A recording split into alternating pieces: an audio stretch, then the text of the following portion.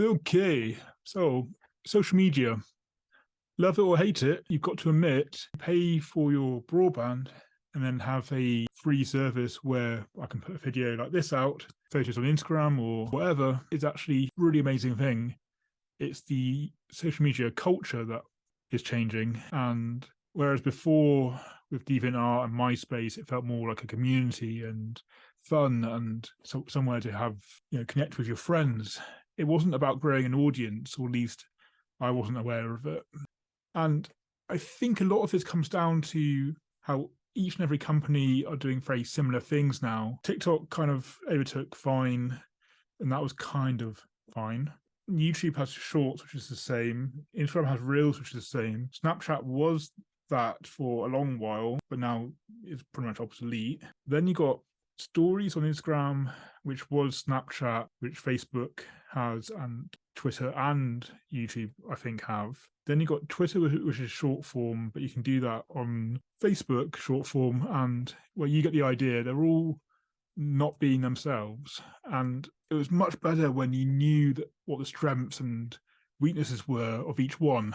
You knew that Instagram was more with the photos, and even when Instagram TV was around, it wasn't trumping YouTube. It was just an extra little thing. But I guess they were hoping it would be YouTube. I was going to say frustrating.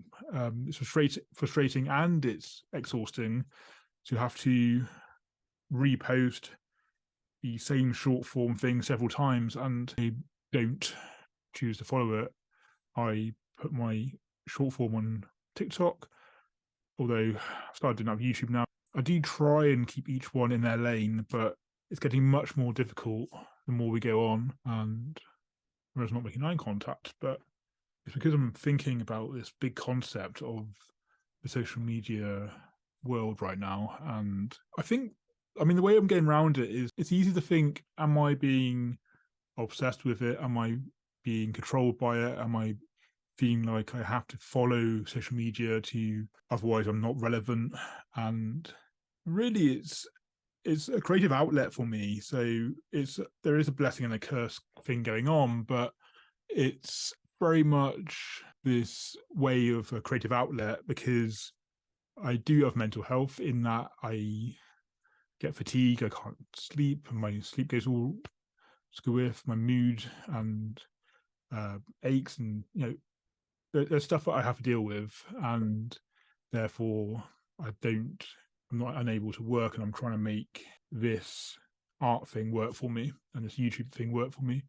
And in the meantime, it's a really creative outlet for me in order to help that ADHD brain have something to steer towards, something positive to aim towards. And therefore, most of the time it's good. But the dark side of it is when you start looking at, feeling obligated to create, and therefore your creativity goes down. But at the moment, I'm trying to use it for a way to, at the moment, get my thoughts out, and hopefully someone else relates to it, that community, that connection. I mean, the phenomenon of listening to someone else, watching someone else on YouTube or podcast or whatever it is, it still baffles me. But I have to accept that we're social creatures and we enjoy connecting to other people. And maybe it's something we've been thinking about and struggling with, and therefore a biography, which is usually where I go to in a book, you find that connection with another person who's going through the same thing, or who is thinking the same thing or similar. And yeah, it's been playing on my mind for quite a while, sort of feeling like you're dragged along having to create something, rather than the opposite, where rather than create for social media, you're creating something that you're proud of and enjoying a fun and interesting way in order to share that with the world. And that's what I want to get more used to. But the thing is, making videos and editing and filming the art and stuff takes such a long time. And what I've been noticing recently is that I don't want to paint at times because I have to set up a camera, I have to film, and I have to go, no, let's make this easy. Let's not worry about all the camera angles and it being fancy and you don't even know these things anyway. So just set up a time lapse and paint, and it will have to be good enough. And other times I will just film stuff for like 10 seconds, and you got to do what makes it easy for you, because otherwise, if social media is blocking your art, then it's having the opposite effect. And really, the social media is there for you and your art, and you as an artist. You're not a content creator. You may choose to do that, but what fires me up is painting and connecting to the world. And art for me is celebrating being alive. So it's responding to the world, it's painting, it's celebrating being alive, and then it's sharing it with the world and saying, look at this thing that I've created, that I'm alive, I've created this thing, and now I want to share it with you and celebrate life together. That's what art is for me. It's many other things as well, but focusing on the social media side of things, it's sharing it with someone else and saying, I've made this thing and I hope you get something from it, in terms of the human connection, the hands-on thing, even if it's digital or whatever, someone's made it, which goes back on the AI topics, which was the previous video to this and 2 months ago. But I'm actually lost for words, because on the one hand, it's an amazing tool that we've got in terms of having free marketing, but then on the other side, it's overpopulated, it's stagnated, you're fighting for that top spot. And that's where we need collaborations and community to really connect with people in order to be in this together.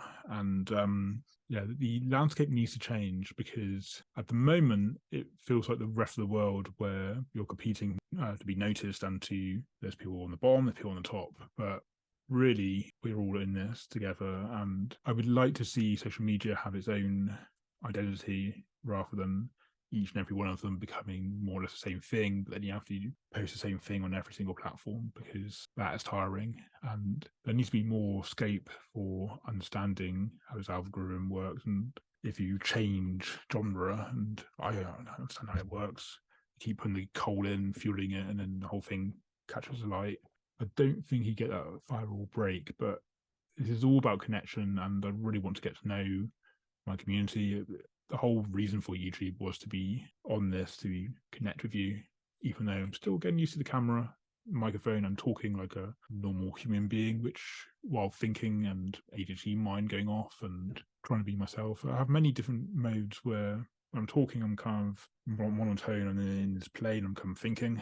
And then when I'm reacting to people, it's different. But then Zoom is a bit weird in that it's digital, so I'm getting used to reacting and being me, and not overthinking it, being sort of embodied and things in the moment. And for the most part, I like social media, but it's just this whole consistency thing, and having to be on all the time, and figuring out what works for you. And I think it's a mindset shift. I think it's thinking, I've made this thing, I'm wanting to share it. The thing that stops that is that having to upload weekly or whatever. Art and creativity does not work like in that box.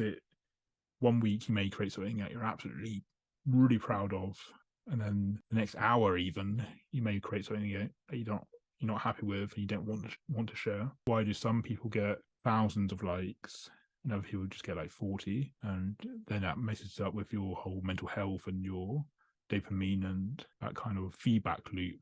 You first started art because you had something within you that you needed to say something, and that's what I want to get back to, and that's what I still do. I like going out and painting the world in my own way, and people in my own way, and my own little world, and it being my own language. And social media can't take that away from you.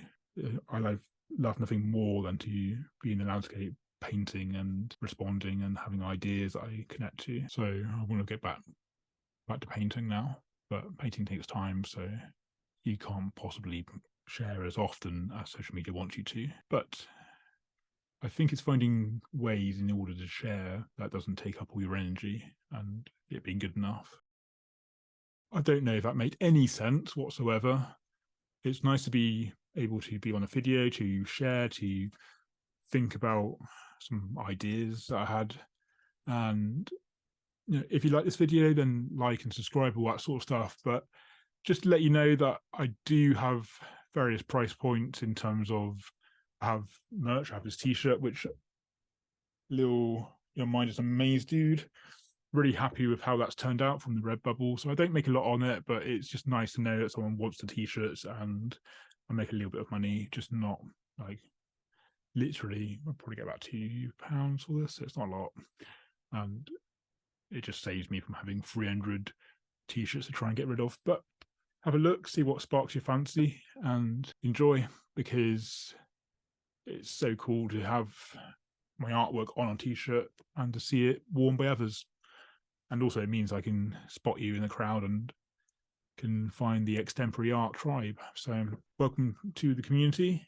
This was a bit of a ramble, but I shall see you in the next one for some painting and some actual creations, but just needed to take some time out to ponder and make these slightly quicker videos, even though the editing takes actually a lot longer than expected. And I must go and see the Northern Lights when possible, if I could actually afford it. Norway would be awesome.